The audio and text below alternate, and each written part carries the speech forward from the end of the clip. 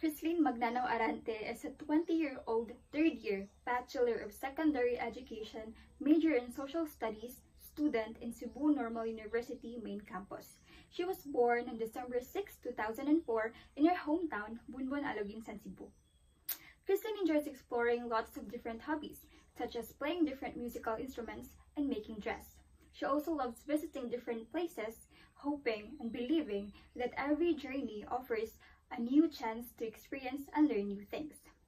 Throughout her 3 years in college, she has been actively engaged in student leadership.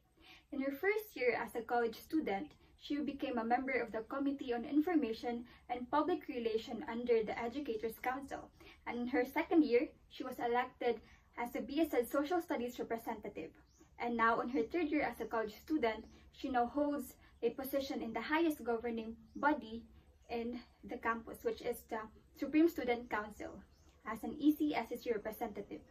Crislin's goal is to become a teacher who does not only teaches, but someone who can make a meaningful differences by igniting the passion and dream of her students. Honestly, I've never heard of CNU until grade 12.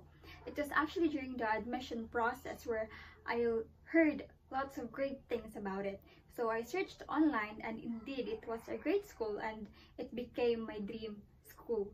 I actually got accepted into two state universities, one which offered my dream program and the other one which is my dream school, the CNU.